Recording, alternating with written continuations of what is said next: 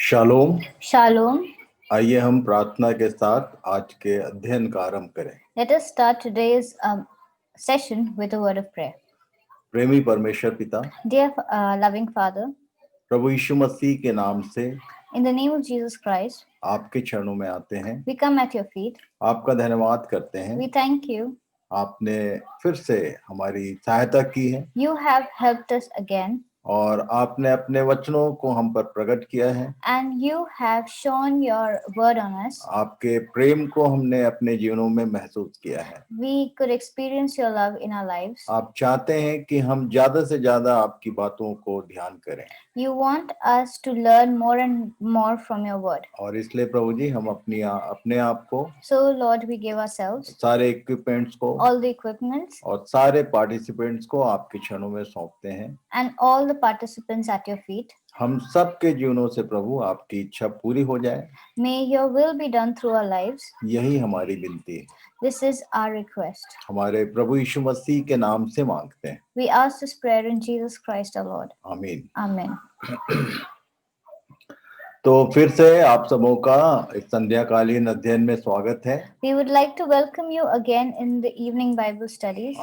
पिछले अध्ययन को जहां से हमने परिवार के विषय में आरंभ किया, एक बार फिर से मैं रिवीजन करा दूं। I want to revise with you the topic that is going on, that is family. एक शब्द है जो हमने जिस पर ध्यान किया था, A word which we concentrated on. और वो संस्कृत का शब्द था। That word was from Sanskrit. और जिसका मतलब होता है कि ये सारी सृष्टि जो है वो परमेश्वर का एक परिवार है। Which means that this whole universe is a family of God. और वो इसलिए कि परमेश्वर ने सारी सृष्टि की रचना की है। It's because God has created the whole universe. वो हमारा सृजनहार परमेश्वर है। He is the one who created us. और जो हमारा पालन करता है और जो समय आने पर तारण भी करता है। The one who is the one who sustains us and is the one who is our savior. और इस सृष्टि के विषय में हमने ध्यान किया। And we learned about creation. सबसे पहले उसने आत्माओं की रचना की। That he first made beings. और उस पूरे सिस्टम को उसने स्वर्ग का राज्य नाम दिया। And he called it the kingdom of heaven. और तब एक विशेष कारण आया जिसके कारण उसने मनुष्यों की रचना की। And then there was a specific reason why he created the human beings. और तब ये जो फैमिली वर्ड है, ये आत्मिक वर्ड में फैमिली का दूसरा कॉन्सेप्ट है। And this word family is different when it comes to beings. हमने पढ़ा कि हमारे प्रभु यीशु मसीह के शब्दों में हमने ध्यान किया कि उसने बताया कि स्वर्ग में शादी ब्याह नहीं होती है। And what we learned was that Jesus has said that there is no marriage in heaven. और वो यूनियन वहां उसकी आवश्यकता नहीं है। And there is no need of that. पर जब परमेश्वर ने प्रथम मनुष्य की रचना की, But when God created the first man, और तब उसने देखा कि मनुष्य नाम की जो रचना है वो बिना स्त्री के अधूरा है। and then he saw that man is incomplete without a woman. और उसने नर और नारी करके रचना की और उनको यूनाइट किया। And then he created them as male and female and he united them. जिसको हम विवाह के नाम से जानते हैं। What is known as a marriage. और तब दो जनों का जब विवाह होता है तो उनका एक अपग्रेड होता है।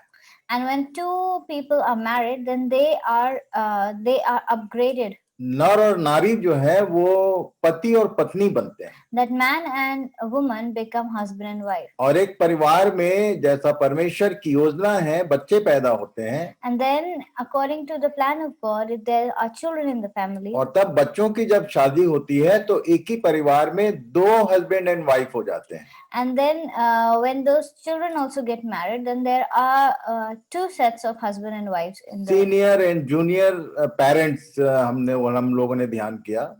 You can call them seniors and juniors.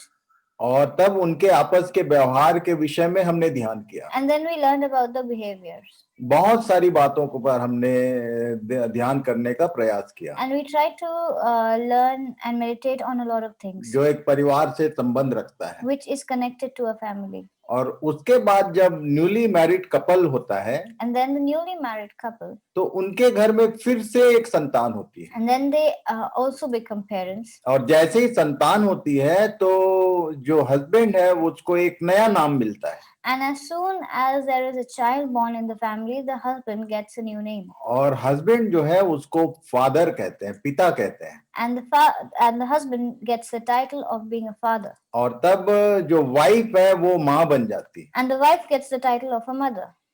तो हम लोगों ने इन सब बातों को अच्छे से ध्यान किया। And we learn all these things. जो नए लोग ज्वाइन किए हुए हैं उन लोग यदि इस फैमिली के अध्ययन को शुरू से ध्यान करेंगे तो आपको बाकी सब बातें समझ में आएगी। And the ones who've joined us recently, if you start from the beginning, then you'll understand these things better. और मैरिज के विषय में ध्यान किया तो उसके बाद हम लोगों ने डिवोर्स के विषय में भी ध्यान किया। And we learned about marriages and divorces. एक लाइन में यदि मैं कहूं If I tell in one line कि मैरिज जो है वो परमेश्वर का अरेंजमेंट है, that marriage is an arrangement made by God, पर डिवोर्स में परमेश्वर को कोई इंटरेस्ट नहीं है, वो उसके लिए परमिट नहीं करता है। but God does not permit a divorce. और एक हस्बैंड के पास बहुत सारी स्त्रियां हो ये भी परमेश्वर परमिट नहीं करता है। And God does not even like or want that one man should have many wives. और एक स्त्री के पास बहुत सारे पुरुष यदि आते जाते हैं तो बाइबल सीधे उसको वैश्या कहती है। And if there is a woman who is involved with many men, the Bible calls her a prostitute. इन सब बातों को हमने पिछले अध्ययन में ध्यान किया है। We have learned all these things. व्यभिचारिणी कौन होती है ये भी हमने ध्यान किया। And we saw who is an adulteress. एक ऐसी पत्नी जो अपने पति के प्रति विश्वास योग्य नहीं है वो व्यभिचारिणी कहलाती है। A woman who is not faithful to her husband is an adulteress. इन सब बातों को यदि ध्यान करेंगे तो आपका फैमिली जो है वो परमेश्वर के मॉडल के अनुसार होगा। If we concentrate on all these things, then our family will be in accordance to the plan of God. और तब सबकी जिम्मेदारियां क्या-क्या होती हैं इन पर भी हमने ध्यान किया। And we also learned about all the responsibility each family member has. आज हम पिता के विषय में सीखेंगे। Today we'll learn about father. कि एक परिवार में पिता की जिम्मेदारियां क्या-क्या होती हैं। That in one family, what are the responsibilities of the father? उसके बाद हम एक माता की जो जिम्मेदारियां हैं उस पर ध्यान करेंगे। Then we'll move forward to mother. तो पिता के विषय में बाइबल कहती है So the Bible says that a father, वो जैसे परमेश्वर सारी सृष्टि का हेड है वैसे ही पिता जो है वो एक परिवार का हेड होता है। just like God is the head of all the creation, so a father is the head of a family. और उसकी जो सबसे पहली रिस्पॉन्सिबिलिटी है वो हम देखेंगे। And we'll see the first responsibility that he carries. एक परिवार का जब आरंभ होता है When a family begins, तो पिता ही सबसे पहला प्रीस्ट होता है घर में। that the father is the first priest in the family. इसको परमेश्वर ने अपने वचन में करके दिखाया है And God has done this and shown us. कि ये प्रीस्ट जो होता है, प्रीस्ट बोलने से एक याजक जो होता है वो परमेश्वर और बाकी लोगों के बीच का मीडिएटर हुआ करता है। That a priest is the one who is a mediator between God and all the other members of the family. तो सबसे पहला जो मीडिएटर है परमेश्वर और अपने रेस्ट फैमिली मेंबर के बीच में वो एक घर का पिता होता है। And the first mediator between God and the rest of the family members is the father. या उसको पिता को ही याजक का रोल अदा करना जरूरी है। And the father needs to be the one who has to play the role of the priest. सबसे पहली रिस्पॉन्सिबिलिटी The first responsibility. उत्पत्ति 22 अध्याय और उसके 2 पद में लिखा है। In Genesis 22:2 it's mentioned Ibrahim से परमेश्वर ने कहा था that God had told Abraham कि तुझको होमबलि चढ़ाना है। that you have to sacrifice और something. किसको होमबलि चढ़ाने बोला? And whom do you have to sacrifice? 2 पद को पढ़ेंगे। We'll read the second verse. उसने कहा अपने पुत्र को अर्थात अपने इकलौते पुत्र इसहाक को जिससे तू प्रेम रखता है संग लेकर मोरिया देश में चला जा और वहां उसको एक पहाड़ के ऊपर जो मैं तुझे बताऊंगा होम बलि करके चढ़ा। He said, take your son, your only son Isaac, whom you love, and go to the land of Moriah and offer him there as a burnt offering on one of the mountains of which I shall tell you. यहाँ पर यदि आप पूरा अध्याय पढ़ेंगे If you read the whole chapter, तो लिखा है आपकी बाइबल में अवश्य लिखा होगा इब्राहिम की परीक्षा हुई। then in your Bible it might be mentioned that this was the testing of Abraham. और हम लोग सब जानते हैं कि अब्राहम के घर में कोई संतान नहीं थी And we all know that Abraham did not have any child. और वो सोच रहा था कि उसके घर का कोई एक सर्वेंट ही उसके सब चीजों का मालिक होगा। And for a very long time he had decided that one of the servants is going to be the one who would carry forward or will have everything that is owned by Abraham. और तब परमेश्वर ने इसके साथ प्रतिज्ञा की, वाचा बांधा कि तेरे अपनी संतान ही तेरी वारिस होगी। And then God promised him, had made a covenant with him that your own child is going to be your next generation. और जब अब्राहम और सारा जब फिजिकली अनफिट थे और जिसके घर में संतान की कोई उम्मीद नहीं थी, ऐसी दशा में उनके घर में एक पुत्र हुआ। And when Abraham was very old and so was Sarah, then at that time a son was born to them. परमेश्वर जानता था इस बात को कि ऐसे समय में, ऐसे स्थितियों में एक बच्चा उसको मिला है तो उसका प्रेम जो है जरूर उस बच्चे के साथ में डाइवर्टेड है। And he knew that when he has got a child in his old age, then this child is going to be very precious to him. एक पिता के प्रेम को यहाँ पर परमेश्वर ने काउंट किया। And God tested the love of a father here. उसने कहा उस पुत्र को जिससे तू प्रेम रखता है उसको चढ़ा दे। He said that you have to sacrifice the only son that you love. मुझे प्रभु ने सिखाया God taught me कि यदि आप परमेश्वर से प्रेम करते हैं that if you love God, तो आपको इस परीक्षा से निकलना पड़ेगा। then you have to go through this too. जिन जिन चीजों से आप प्रेम करते हैं उनको सबको किनारे करके परमेश्वर को सामने रखना पड़ेगा, तभी तो आप उसके अच्छे फॉलोअर हैं। And only when whatever is very precious to you or you love, whatever you love, if you need to sacrifice that so that you become a good follower of God. और उसके इस काम को धर्म गिना गया, ये बाइबल में लिखा हुआ है। And this deed that he had done was seen as something righteous. परमेश्वर की दृष्टि में उसने अपने इकलौते पुत्र को भी ना रख छोड़ा। And for God he was ready and was willing to sacrifice his only son. आपके जीवन में परमेश्वर प्रथम स्थान में है या और कोई आपके जीवन में प्रथम स्थान में है? Is God the first priority in your life or is it someone else? मैं बहुत सारे लोगों को जानता हूँ I know many people जिनको अपने बच्चों से बहुत प्यार है, who love their children dearly. अपने जॉब से बहुत प्रेम रहता है। They love their jobs dearly. दुनिया में बहुत सारी चीजें हैं जिनसे हम बहुत प्रेम रखते हैं। There are many things in the world that we like. जिस चीज से भी हम प्रेम रखते हैं उसी को परमेश्वर कहता है कि इसको बलिदान कर दे। And whatever we love, God says sacrifice that. और इस परीक्षा में इब्राहिम पास हुआ। And Abraham passed in this. पर परमेश्वर बलिदान नहीं चाहता था। But God did not want a वो sacrifice. केवल देखना चाहता था कि सही में ये मुझसे प्रेम करता है कि इसका प्रेम जो है बढ़ चुका है। He just wanted to know that did he really love me or is his love being divided. इस प्रेम को परमेश्वर ने खुद करके दिखाया। But God had done this for us. उसने मनुष्य जाति से ऐसा प्रेम किया कि अपने इकलौते पुत्र को भी उसने बलिदान कर दिया। And God so loved the world that he gave up his only son for us. यूहन्ना 3:16 में लिखा हुआ है, In John 3:16 it's mentioned. क्योंकि परमेश्वर ने जगत से ऐसा प्रेम रखा कि उसने अपना इकलौता पुत्र दे दिया ताकि जो कोई उस पर विश्वास करे वह नाश ना हो परंतु अनंत जीवन पाए। It mentions that for God so loved the world that he gave his only son, that whoever believes in him should not perish but have eternal life. मनुष्य की कीमत कुछ नहीं है। The value of a man is nothing. Dawood ने कहा, मनुष्य क्या है कि तू उससे इतना प्रेम रखता है। David has said in the Psalms that what is man that you love him so dearly. मनुष्य को बाइबल में कीड़ा और मिट्टी और क्या-क्या नाम दिया हुआ है। In the Bible, humans are called mud and insects.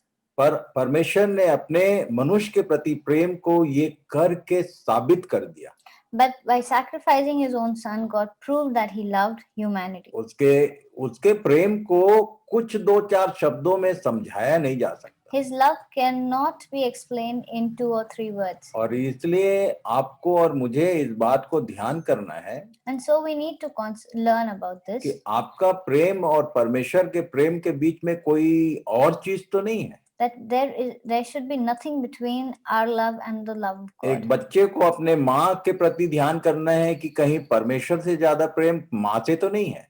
A child needs to know if he loves he needs to understand if he or think about this. Does he love his mother more than God? Parents को सोचना पड़ेगा, माता पिता को सोचना पड़ेगा कि परमेश्वर से ज्यादा प्रेम अपने बच्चों को तो नहीं करते हो। The parents must think if they must think upon this, that do they love God more or their children? आज के दिन सबसे पहली बात यह है कि आप इस बात को ध्यान करें। And this is the first thing we need to learn. वो भी एक पिता है। That he is also a father. और वो जो दूसरे पृथ्वी पर पिता है उनसे बिल्कुल वैसा ही व्यवहार चाहता है। And he wants the same kind of love that we give our earthly fathers.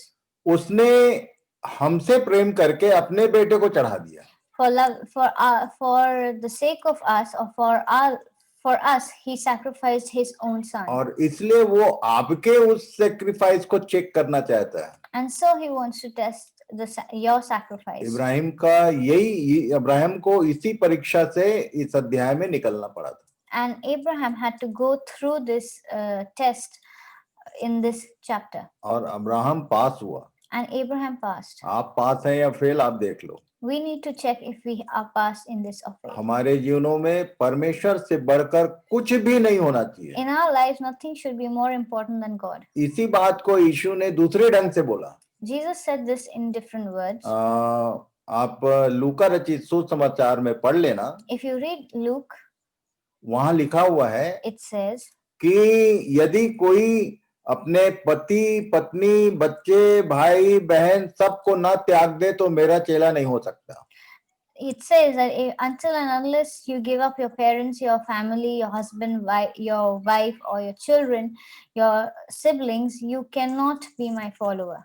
ये काम परमेश्वर ने इब्राहिम से किया। This is what God told Abraham to do. होम बलि चढ़ाने का। That you give your son as a burning sacrifice. पिता का काम होता है होम बलि चढ़ाना आना चाहिए। The father should know how to offer burnt offerings. जो काम आगे याजकों के लिए ठहराया गया वो परमेश्वर ने इब्राहिम को वही काम करने बोला था। What was next to be done by the priest, God had asked Abraham to do before. तब इब्राहिम को विश्वासियों का पिता कहा जाता है। And that is why he is known as the father of the faithful. जितने पिता हैं, जितने फादर्स हैं जो मेरी बात सुन रहे हैं, आप ध्यान कर लो। All the fathers who are listening to me, please pay attention. आपने परमेश्वर को सामने रखा है या आपके बाल बच्चे घर बार आपके नाती पोते वो सामने रहते हैं? Is God before you, or are your family, your children, your grandchildren in front of you?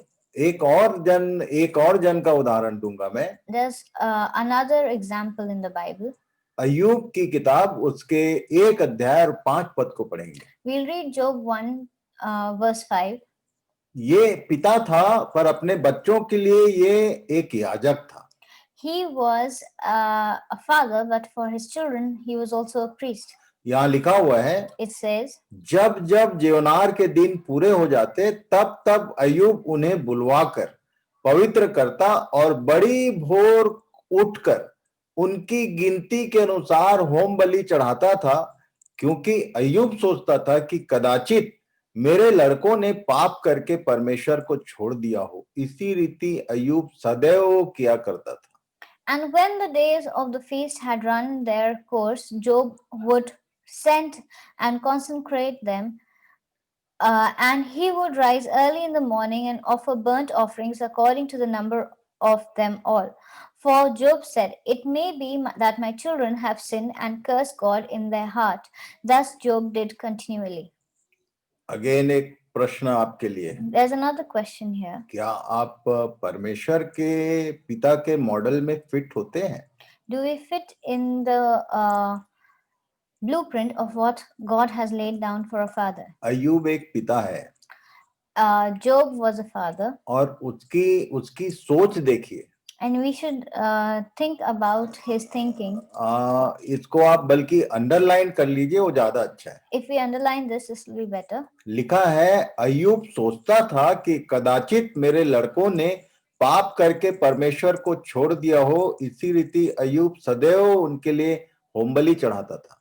And Job used to say that it may be my children have sinned and cursed God in their hearts, and that is why he would offer burnt offerings for them, and he did it continually. मैं जितने पिता सुन रहे हैं All the fathers who are listening, उनसे निवेदन करना चाहता हूँ, I would request them बड़ी भोर प्रतिदिन वो ये करता था। that every early morning he would do this. वो उठता था, He would get up. जैसे ही नींद खुलती थी The moment he got up, वो अपने बच्चों के, वो बाहर जाते हैं, क्या करते हैं, कहाँ रहते हैं, इनकी शादियां हो चुकी थी, उसके बाद भी लिखा हुआ है कि वो ये काम करता था।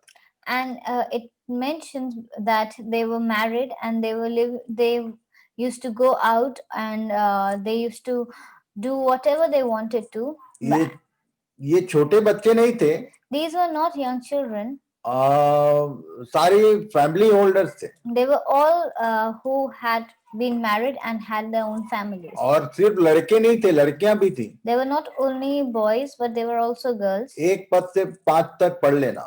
If you read from verse 1 onwards, you'll know all that. और तब एक पिता है, उसको चिंता रहती थी कि क्या जाने मेरे लड़के जो हैं मेरे सामने बड़े सीधे साधे दिखते हैं, पर उधर अपने अंदर क्या करते हैं उसको मालूम नहीं है। And he did not know what the children think or what they are like behind his back.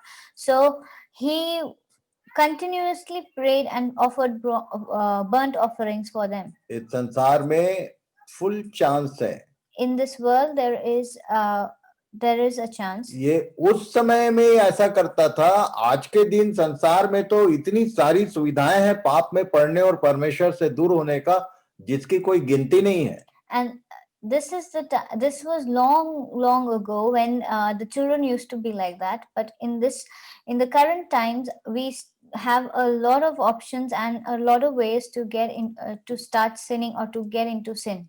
Home बलि का मतलब होता है प्रार्थना करना। Here burnt offering means praying. इस समय प्रार्थना जो है वो होम बलि के इक्विवेलेंट होती है। At that time there were burnt offerings given in the name of prayer, but now it is normal prayers that we need to do. और इसलिए इन बातों को आप याद रखिए। So please remember this. हो सकता है कि आपकी दृष्टि में आपका बच्चा बहुत अच्छा है, Maybe you think your child is very good, पर पर्सनल लाइफ में क्या जाने वो परमेश्वर के साथ है भी कि नहीं है। but personally we do not know if he is with the Lord or not. मैं कह सकता हूं कि अय्यूब एक जिम्मेदार पिता था।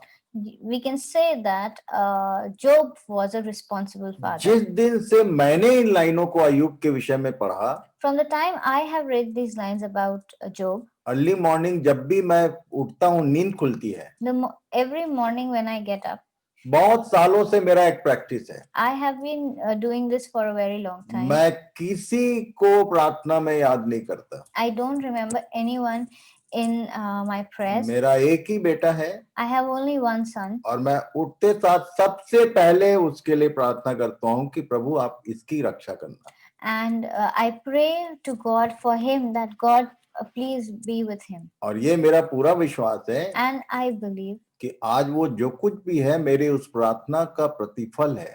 and whatever he is the answers to my prayer. आप यदि अपने बच्चों की के भविष्य को अच्छा देखना चाहते हैं तो आज ही से ये काम शुरू करना शुरू कीजिए। If you want to see a bright future for your children, then start praying from today. उठते साथ सबसे पहले अपने फैमिली मेंबर्स को प्रार्थना में रखिए।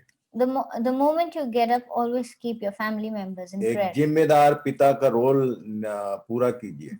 Please try to do or take up the responsibility of a responsible father. और उसके बाद आगे हम देखेंगे Then we'll see कि ये जो पिता होता है परिवार में एज अ फैमिली हेड, उसकी बहुत सारी रिस्पॉन्सिबिलिटीज होती हैं और उसको बहुत सारी चीजों को अरेंज करना रहता है और मेंटेन करना रहता है. and the father, being a family head, is responsible for many arrangements and maintenances that are required to run a family.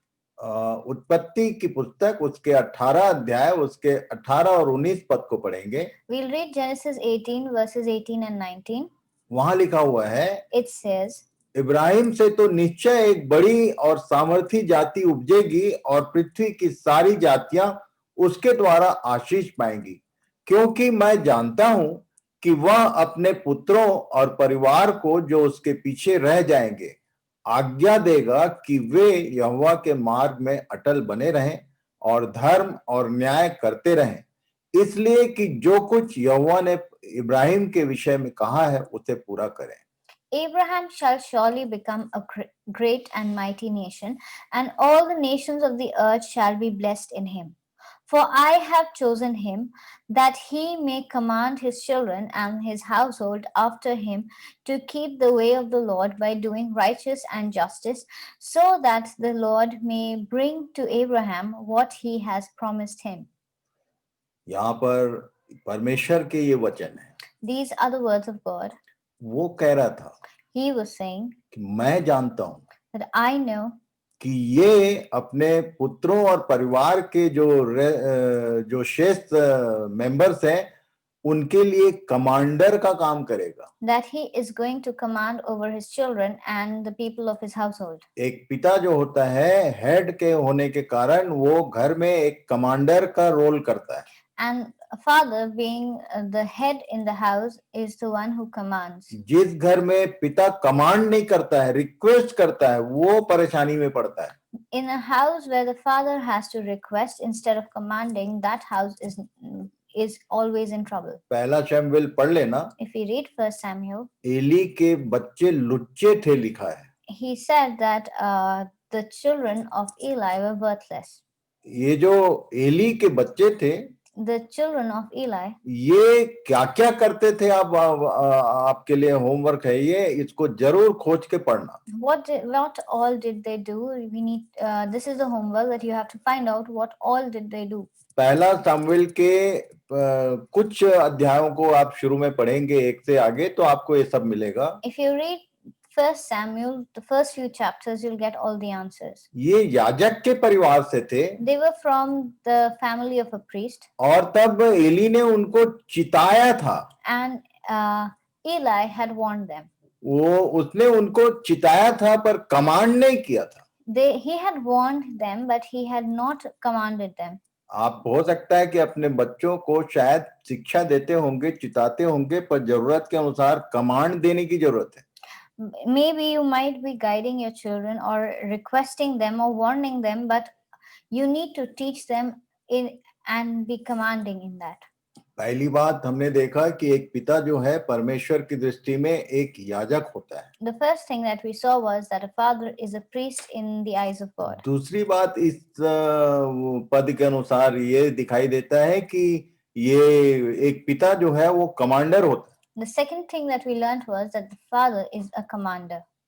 उसके बाद लिखा हुआ है, and then it says 24 अध्याय उत्पत्ति का और उसके 1 से 4 पद तक पढ़ेंगे. Genesis 24:1-4. इब्राहिम वृद्ध था और उसकी आयु बहुत थी और यहोवा ने सब बातों में उसको आशीष दी थी. सो इब्राहिम ने अपने उस दास से जो उसके घर में पुरनिया और उसकी सारी संपत्ति पर अधिकारी था कहा, अपना हाथ मेरी जांघ के नीचे रख और मुझसे आकाश और पृथ्वी के परमेश्वर यहोवा की इस विषय में शपथ खा कि तू मेरे पुत्र के लिए कनानियों की लड़कियों में से जिसके बीच मैं रहता हूं किसी को न ले आएगा, परंतु तू मेरे देश में मेरे ही कुटुंबियों के पास जाकर मेरे पुत्र इसहाक के लिए एक पत्नी लेकर आ. Now Abraham was old, well advanced in years, and the Lord had blessed Abraham in all things.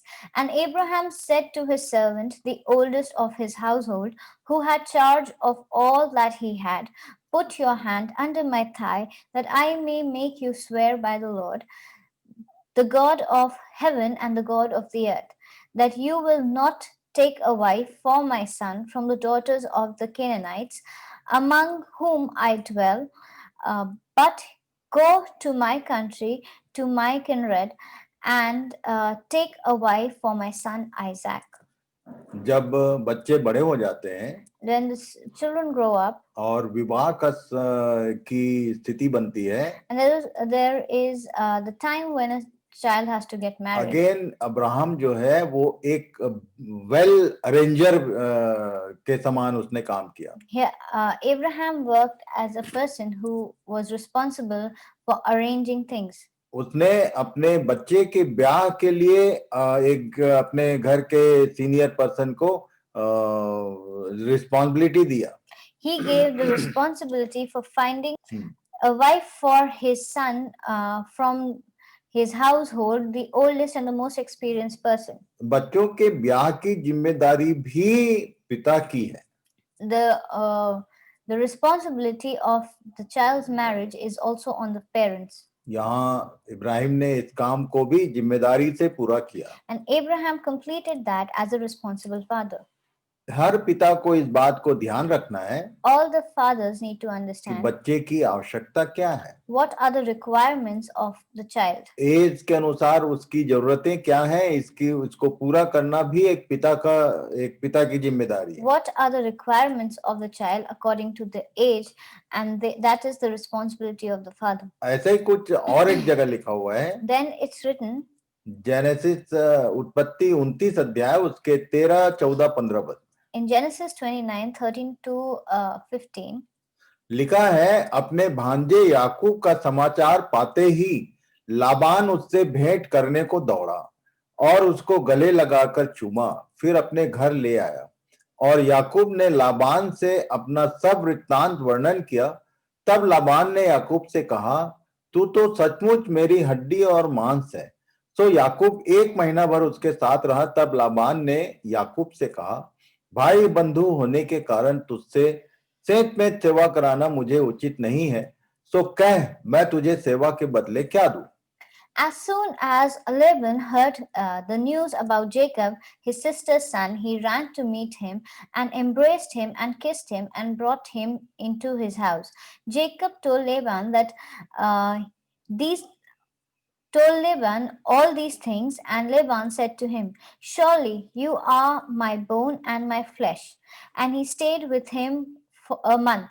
Then Laban said to Jacob, because you are my kinsman, should you therefore serve me for nothing? Tell me, what shall your wages be? आप ध्यान कीजिए, If you pay attention, यदि याकूब की पूरी कहानी आप पढ़ेंगे, if you read the whole story of Jacob, तो इसने अपने बाप को धोखा दिया था that he had deceived his father और अपने बड़े भाई का अधिकार छीन लिया and he had taken the blessing or stolen the blessing of his elder brother, और उसके बाद वो वहां से भागकर अपने मामा के घर आया. and then he ran away and he went to his mother's brother's house, और उसके इस पूरे कहानी के पीछे उसकी माँ का रोल था. and behind the whole situation was his mother. आज एक विशेष होमवर्क मैं देने वाला हूँ. I'm going to give a specific homework. आप लिस्ट आउट कीजिए Please list out कि आपकी दृष्टि में पूरी बाइबल में बेस्ट हस्बैंड कौन है और बेस्ट वाइफ कौन है. that in your eyes, who is the best husband and who is the best wife in the Bible. या ये कहूँ मैं कि आगे आप इस विषय को ध्यान करना कि good parents and bad parents दोनों का वर्णन आपको बाइबल नाम की पुस्तक में मिलेगा. And if you we'll also see that who are the best parents in the Bible, the good mother and the good father, and the bad father and the bad mother. They are examples of both of them. इस history में आपको एक बात देखने को मिलेगी. In this history, you'll understand. जैसी करनी वैसी भरनी. that whatever you do, it comes back. जो तुम यहाँ करोगे तुम्हारे सिर में वापस आने वाला है. Whatever you do will happen to you तुम too. दूसरों के लिए यदि कोई रास्ता बना रहे हो तो उस रास्ते में तुम ही गिरने वाले हो. If you are trying to dig a hole for someone, you will fall in the same pit. इसने धोखा दिया He deceived, और तब उसके मामा ने इसको धोखा दिया. and then his uncle deceived him. पर एक बात मैं बताना चाहता हूँ, But I want to tell you, एक अच्छे पिता का रोल किया लाबान ने. then Laban was a responsible father and he played the role. आगे आप यदि पढ़ेंगे If you read, तो अपनी दोनों बेटियों को उसने इस ठग भांजे को थमाया. that he gave the responsibility of both his daughters to his nephew. ये याकूब यहाँ धोखा खाया. This is where Jacob was deceived. धोखा खा के आया, धोखा दे के आया था, यहाँ आके वो धोखा खाया. He had deceived and had come here, and here he was deceived. पर जब हम पिता का पार्ट देख रहे हैं, But when you see the role of the father here, तो लाबान एक अच्छा जिम्मेदार पिता था. उसको अपने दो बेटियों की चिंता थी. and Laban was a very responsible father, and he was worried about his two daughters. और तब जैसा एक बात हिंदी में कहा जाता है, दूरदृष्टि पक्का इरादा, ये दूरदृष्टि के अनुसार इसने इसको गले लगाकर चूमा था.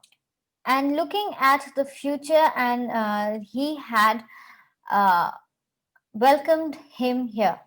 दोनों बेटियों के लिए उसको एक अच्छा दामाद मिला. For both his daughters, he found a good husband. तो बच्चों के मैरिज की जिम्मेदारी पिता की होती है. The responsibility of the child's marriage is अब on इसका the मतलब father. ये मैं नहीं कहना जा रहा हूँ कि आप धोखा दे के और कैसे भी करके अपने बेटी को किसी को थमा दें. But this does not mean that you deceive someone and deceives your child into getting married with anyone. पर पिता का एक रोल यहाँ मुझे दिखाई देता है. But there is a role played by a कि father, उसने अपने बेटियों की चिंता की. that he was worried about जैसे his, इब्राहिम ने अपने बेटे की चिंता की थी. that he was worried about his daughters, just like Abraham was worried about his son. So as a family head, उसकी जो जिम्मेदारी है कि परिवार जो है वो परिवार के सारे सदस्य धार्मिक हों. And another responsibility of the father is that he is responsible that all the members of his family should lead a righteous life. निर्गमन 12 अध्याय उसके 26 और 27 पद में लिखा है. In Exodus 12:26 to 27, it meant, परमेश्वर ने कहा था कि ये जो पास ओवर है इसको तुम हमेशा किया करना. and God had instructed Moses to tell the people that this Passover should be celebrated always. इसको पर्व के समान मानना बोला था उसने. He said that this has to be a very special festival. तो उसने ये बात क्यों कहा था? Why did he say that? लिखा है कि जब तुम्हारे लड़के वाले तुमसे पूछें कि इस काम से तुम्हारा क्या मतलब है, तब तुम उनको यह उत्तर देना कि यहोवा ने जो मिस्रियों के मारने के समय मिस्र में रहने वाले हम इजरायलियों के घरों को छोड़कर हमारे घरों को बचाया था, इसी कारण उसके फसह का यह बलिदान किया जाता है. And when your children say to you, what do you mean by this service? You shall say, it is the sacrifice of the Lord's Passover, for he passed over the houses of the people of Israel in Egypt when he struck the Egyptians but spared our houses, and the people bowed their heads and worshipped. हमारे लिए भी बहुत सारे काम हैं For us, there are many कि responsibilities हम उसको करें. that we have to do. और जब बच्चे पूछे कि ये क्या है, And when the children ask, why do we do this? तो हम उनको बता सके कि इसका मतलब क्या है. And then so that we can tell the children what does it mean. मैं तो सोचता हूँ कि कभी शायद आपके घर का माहौल ऐसा आया है या नहीं आया है.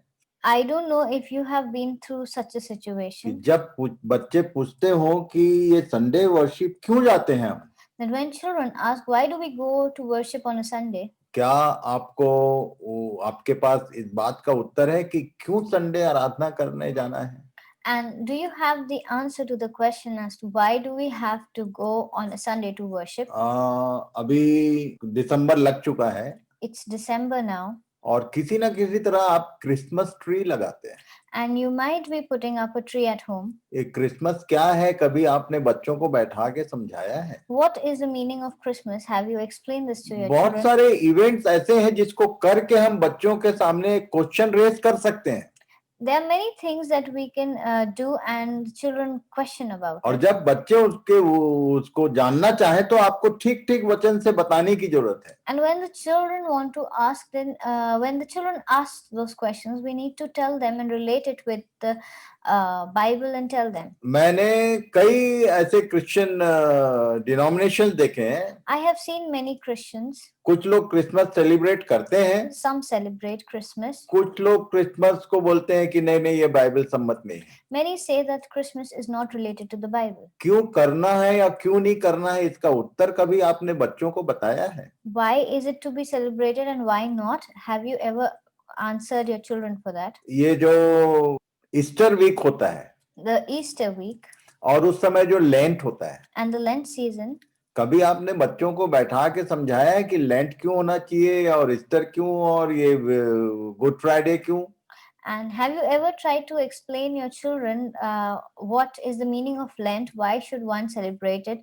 What is the meaning of Good Friday and of Easter? ये सबसे पहला पिता का रोल है This is the role of the father. और उसके बाद जो माँ है उसका रोल है. Then is the role of the mother. घर में जो हायर अथॉरिटीज हैं उनका रोल है कि वो इन सब बातों की सही सही शिक्षा अपने बच्चों को दें. This is the role of the parents, that they need to give the proper advice and proper education to the children related to this. और 13 अध्याय निकालेंगे निर्गमन का, When we read Exodus 13, उसके 7 और 8 में भी ऐसे ही कुछ लिखा है. in verses 7 and 8 it mentions, इन 7 दिनों में अखमीरी रोटी खाई जाए, वरन तुम्हारे देश भर में न खमीरी रोटी न खमीर तुम्हारे पास देखने में आए. और उस दिन तुम अपने अपने पुत्रों को यह कह के समझा देना कि या तो हम उसी काम के कारण करते हैं जो यहोवा ने हमारे मिस्र से निकल आने के समय हमारे लिए किया था. unleavened bread shall be eaten for 7 days. No leavened bread shall be seen with you, and no leaven shall be seen with you in all your territory. You shall tell your son on that day, it is because of what the Lord did for me when I came out of Egypt. Even ये जो खमीर शब्द है, This word leaven, इसके बारे में हमारे प्रभु यीशु मसीह ने भी बहुत बार चर्चा किया. Jesus has spoken about this many a times. उसने कहा कि इनसे सावधान रहना. He has said that you need to be careful of it. मैंने बहुत सारे ऐसे क्रिश्चियन फैमिलीज देखे हैं जिसमें लोग खमीर का अर्थ ही नहीं जानते हैं. I have seen many Christian families who do not know the meaning of leaven or और yeast. जब पेरेंट्स को नहीं मालूम है तो बच्चे कैसे जानेंगे? When the parents don't know themselves, how will the children know? ये परमेश्वर का आदेश था. This was an instruction by God. पुराने नियम में ये खमीर का अपना जगह है और नए नियम में इसकी अपनी जगह है. In the Old Testament, there is a different place for leaven or yeast, and in the New Testament, there is a different place for it. अखमीरी बनो ऐसा लिखा है. It says that you have to be unleavened. नया गूथा हुआ आटा बन जाओ ऐसा पौलुस ने कहा. And Paul has said that you have to be like a fresh dough. ये सब का क्या मतलब है, क्या आपके बच्चे जानते हैं? What does all this mean? Do you know the meaning of it? ये सारी जिम्मेदारी हमारी है, This is our responsibility parents. as और parents. पेरेंट में पहला नंबर है पिता का. And the first in that order is the father. व्यवस्था विवरण 6 अध्याय उसके 6 से 9 पद तक पढ़ेंगे. We'll read Deuteronomy 6 verses 6 to 9. यहाँ लिखा हुआ है, It says, ये आज्ञाएं जो मैं आज तुझको सुनाता हूँ वे तेरे मन में बनी रहें और तू इन्हें अपने बाल बच्चों को समझा कर सिखाया करना और घर में बैठे मार्ग पर चलते लेटते उठते इनकी चर्चा किया करना और उन्हें अपने हाथ पर चिन्हानी करके बांधना और ये तेरी आंखों के बीच टीके का काम दें और इन्हें अपने अपने घर के चौखट की बाजुओं और अपने फाटकों पर लिखना। And these words that I command you today shall be on your heart. You shall teach them diligently to your children, and shall talk of them when you sit in your house, and when you walk by the way, and when you lie down, and when you rise. You shall bind them as a sign on your hand, and they shall be as forelets between your eyes. You shall write them on doorposts of your house and your gates. आज के समय में In बहुत सारे लोगों को मैंने कहते सुना है, in these days, I have heard many people say ये जो व्यवस्था की बातें थी ना, इनका हमसे कोई लेना देना नहीं। that whatever was said in the Mosaic law is not related to us. जबकि यीशु ने कहा, But Jesus said, इन सब बातों को मैं पूरा करने आया हूँ, लोप करने हटाने नहीं आया हूँ। He said that I have come to complete all of them, but not to change them. और उसने एक ही काम पूरा किया। And he completed one thing. पहले इनको होम बलि, मेल बलि चढ़ाना पड़ता था। Earlier, they had to sacrifice burnt and give burnt offerings. यीशु के बलिदान ने बलिदान वाले पार्ट को पूरा कर दिया। And the sacrifice of Jesus finished the part of sacrificing. पर बाकी की ये जो कानून है, ये जो नियम है जो दिए गए, ये सब को भी उसने हटा दिया, ऐसा नहीं है। But all the other laws that were given, all the other rules or instructions to be followed are to be followed because he did not change or remove them. मैं आपको समझाना चाहता हूँ, I want to tell you, या चिताना चाहता हूँ, or rather warn you, कि हमारे बच्चे यदि किसी गलत रास्ते में जाते हैं तो उसके लिए जिम्मेदार और कोई नहीं, आप हैं। if the children go on the wrong path, it is no one else but we, the parents, who are responsible. Being a good एक अच्छे पिता या अच्छे माँ का रोल अदा कीजिए। We have to play a good role of a father and good father and a good mother. यहाँ लिखा हुआ है कैसे होगा। And it's mentioned here how it has. जो भी बातें तूने सुनी है वो तेरे मन में बनी रहे। Whatever we have heard, we need to keep it in our heart. पहली बात तो यही है कि जो हम सुनते हैं वो मन में रहता नहीं है। First thing is that what we listen is never in the mind. क्योंकि हमारे मन में नाना प्रकार की बुरी बातें जमा है। Because in our hearts there are filthy things filled. मैंने देखा है कि पूरा दिन भर लोग बुराई करते थकते नहीं। I have seen that the whole day people never get tired. वचन सुना जा रहा है पर वो मन में बने नहीं रहता, क्योंकि मन में तो दूसरी बातें भरी पड़ी। And the whole day people do not get tired of saying false things about others, talking bad about others. They continuously listen to various kinds of preaching and prayers and word of God, but it never stays because the heart is full of bad things. आप जितने खासकर माता पिता हैं, especially the parents, आप इस बात को ध्यान करिए। Please think about this. आपके मन में क्या भरा रहता है? What is in our heart? जो कुछ सुनाया गया वो भरा है या उसको छोड़ के कुछ और भरा है? Whatever is being taught from the word, is that fulfilled in our heart, or is it other things? आप एक साल पहले क्या सुने थे उसकी बात छोड़ दो। I'm not talking about what you heard a year ago. खमीर शब्द को ध्यान करना। Please try to remember the word leaven. लिखा है कि ये जो मन्ना गिरता था, It's mentioned that the manna that used to fall. जंगल में जब ये लोग यात्रा कर रहे थे तब मन्ना एक श्वेत खाने का पदार्थ इनको दिया गया। And when they were in the wilderness, then they had got manna as manna to eat. और रोज का रोज उनको इकट्ठा करना रहता था। And every day they had to go and collect it. और कोई एक व्यक्ति यदि उसको इकट्ठा करके दूसरे के दिन के लिए रख ले और ये सोचे कि मैं रोज रोज क्या इकट्ठा करना है, तो वो सड़ जाता था, उसमें कीड़े पड़ जाते थे। And if a person thought that I should collect some extra amount, why would I go, so that I don't have to go the next day to collect it again? So it would never last longer. It would contaminate and would rot. पुराने नियम में ये स्वर्गीय भोजन कहलाता था। In the Old Testament, it is known as the heavenly food. परमेश्वर के द्वारा दिया गया स्वर्गीय भोजन भी सड़ जाता था. Even the daily bread or the heavenly food given by God would rot. परमेश्वर का वचन भी यदि आप बासा सुनते हैं, बासा पुराना इकट्ठा करके रखे हैं और उसको काम में ला रहे हैं, तो उसके भी सड़ने का चांस है. If you're listening to the the old word of God, and you're trying to recollect it and want to listen to it over and over again, then that is also going to contaminate or rot. तो यहाँ लिखा हुआ है, So it's written here, ये आज्ञाएं जो मैं आज तुझको सुनाता हूँ. it says, these words that I command to you today. आप रोज अपने आप से पूछिए कि आज उसने आपसे क्या कहा.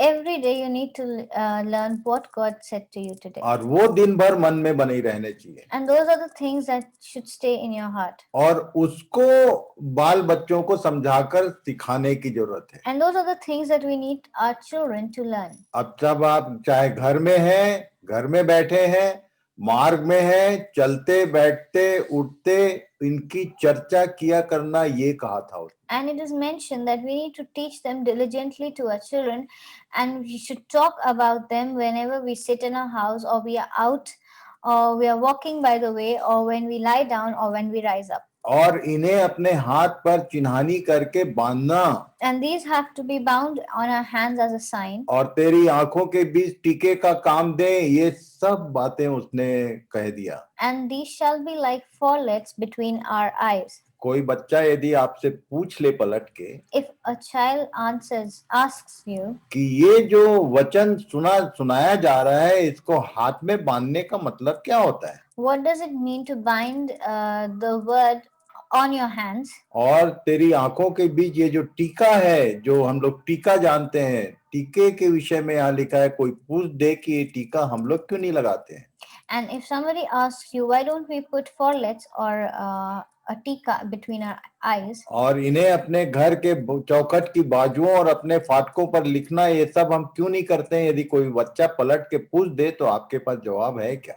and we should always think, do we have the answers if a child asks us why are these things to be bound to our hands, or what is the use of it, or why should it be like frontlet, or why shall we write it on the doorpost of our house and of our gates. Parents की जिम्मेदारी, do we have the answer? This is the responsibility of parents, कि आप खुद समझो और अपने बच्चों को भी समझाओ. that we need to understand ourselves to explain it to the children. आपको कहीं बाहर जाके प्रचार नहीं करने कह रहा हूं मैं. I'm not telling you to go and preach outside. ये परमेश्वर वो कह रहा है कि आप अपने बच्चों के लिए पहले याजक बनिए. God is saying that we must be priests to for our children first. जब आपको ही नहीं मालूम होगा तो आप बताओगे कैसे. If we do not know it ourselves, then how will we explain it to the children? और तब उसके बाद वो अपने एक पिता जो है उसके रोल को हम देख रहे हैं. We are learning about the responsibilities of the father. उसको कई बार कई स्थितियों में सामाजिक दृष्टिकोण से भी अलर्ट रहने की जरूरत है. In many ways, he needs to be alert in the social ways. कि बच्चे जब बाहर जा रहे हैं तो क्या कर रहे हैं, क्या नहीं कर रहे हैं, इसका पूरा ध्यान रखना चाहिए. What are the children doing when they go out, and when they are going out, or what are they doing behind his back? उत्पत्ति 34 अध्याय उसके 30 पद में लिखा हुआ है. In Genesis 34:30 it mentions, तब याकूब ने शिमोन और लेवी से कहा, तुमने जो उस देश के निवासी कनानी और परिज्जियों के मन में मेरी ओर घृणा उत्पन्न कराई है, इससे तुमने मुझे संकट में डाला है, क्योंकि मेरे साथ तो थोड़े ही लोग हैं, सो अब वे इकट्ठे होकर मुझ पर चढ़ेंगे और मुझे मार डालेंगे, सो मैं अपने घराने समेत सत्यानाश हो जाऊंगा. and Jacob said to Simon and Levi, you have made trouble for me and given me a bad name among the people in this country, among the Canaanites and the Perizzites, and because we are small in number, they will come together against me and make war on me, and it will be the end of me and all my people. इस पूरे अध्याय को पढ़ेंगे आप, तब ये बात समझ में आएगी। If you read the whole chapter, then you'll understand. मैं आपके लिए छोड़ते जा रहा हूँ, आपको लिखित में भेजूंगा कि कौन कौन सा अध्याय आपको पढ़ना है। I am skipping this part, but I will be writing it and giving it to you, that whatever you have to learn. याकूब के बहुत सारे बच्चे थे, Jacob had many children, और याकूब की एक बेटी के साथ में कुछ गलत काम हुआ था। and one of the daughters of Jacob was there was something wrong which had happened to her. और तब इसके याकूब के दो बेटों ने एक कांड किया, And then two of his sons did something, और जिसके कारण से याकूब परेशान हो गया था, and because of which Jacob was troubled, क्योंकि इन्होंने अपनी बहन के साथ जो कुकर्म हुआ था उसका बदला लिया और बिना बाप के जानकारी में ये काम किया था। because they had taken this step for their sister, because what wrong had been done to her, to correct it, they did something which was blunderous for Jacob. और ये कोई भी काम पिता के जानकारी के बाहर नहीं होना चाहिए। But nothing should have happened without the father knowing. और इसीलिए इसने यहाँ इनको डांटा भी था और वार्निंग भी दिया था। So here he had scolded and rebuked them and had warned them. तुमने मुझे तो संकट में डाली दिया, तुम भी, हम लोग सब थोड़े लोग हैं और अभी परेशानी हमारी बढ़ेगी। He said that you have not only put me into trouble, but have also got yourself into trouble. पहला थिस्सलुनीकी उसका 2 अध्याय उसके 11 और 12 पद में लिखा है। In 1 Thessalonians 2:11 to 12 it's mentioned. पौलुस यहाँ पर पिता को काउंट कर रहा था। Here Paul was counting a father. वो एक पिता के समान अपने शिष्यों के साथ काम करता था, उसकी बात लिखा है। He used to work like a father among his followers. So it's mentioned about that. यहाँ लिखा है, Here it's mentioned. ये इनको गाइड भी कर रहा है और किसी बात में एनकरेज भी कर रहा है। He is guiding and encouraging them. जैसे तुम जानते हो कि जैसा पिता अपने बालकों के साथ बर्ताव करता है, वैसे ही हम तुम में से हर एक को भी उपदेश करते, शांति देते और समझाते थे कि तुम्हारा चाल चलन परमेश्वर के योग्य हो, जो तुम्हें अपने राज्य और महिमा में बुलाता है। For you know how, like a father with his children, we exhorted each one of you, and encouraged you and charged you to walk in a manner worthy of God, who calls you into his own kingdom and glory. Bible बताती है The Bible says कि पिता के ये सब role हैं। that these are the roles of a father. परमेश्वर का जन कह रहा है कि जैसे पिता जब बर्ताव करता है, वैसे ही मैं भी तुम्हारे साथ अपने शिष्यों को कह रहा था कि मैं तुमको encourage करता हूँ। This is a man of God saying that, like just like a father guides his children and encourages his children, I am doing the same with you to walk in a manner which is worthy of God. मैं कई बार देखता हूँ, I see it many a मैं time. Watch करते रहता हूँ I keep watching कि कई बार हम जो वचन की शिक्षा देने का काम करते हैं, that we who usually try to teach from the word, हम अपने घर में ये काम नहीं करते हैं, पर बाहर सारा काम करते हैं। that we never do this in our houses, but we always do it outside. और कई बार हम इस बात में फेल हैं। And we fail in this many a time. पर परमेश्वर चाहता है कि एक पिता की ये भी जिम्मेदारी है कि जैसे हम बाहर उपदेश करते हैं, शांति देते हैं और समझाते हैं, वैसे ही अपने घर में अपने बच्चों के साथ यही हमारा बिहेवियर होना चाहिए। But this is what God wants, is just like we behave outside with others, teaching them, guiding them, encouraging them. This is the same way we should do it in our families and our homes too. पर मैं आपको याद दिला दूं, I want to remind you हमारा जो वे है वो encouraging होना चाहिए। that our way should always be encouraging. मैंने देखा है कई बार कि हमेशा या तो कमेंट होता है, या तो क्वेश्चन होता है, या तो बड़ा गुस्से में एक जो एल्डर पर्सन है वो अपने बच्चों के साथ ट्रीटमेंट करता है।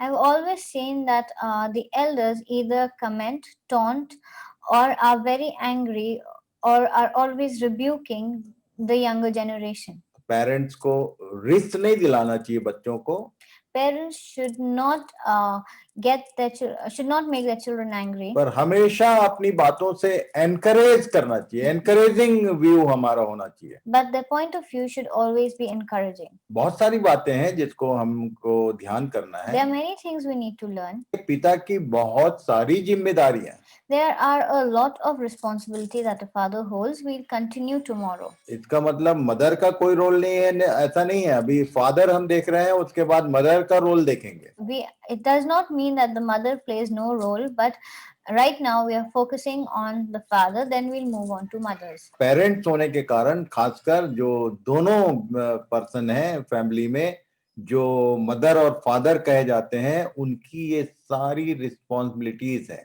These are all the responsibilities that parents, father and the mother have to hold. तो इससे आगे की बातों को हम कल देखेंगे। From here, we'll continue from here tomorrow. तो प्रभु आप सबों की सहायता करें। May God guide you. एक बार फिर से आप सबों का धन्यवाद। Thank you and good night. and a good night.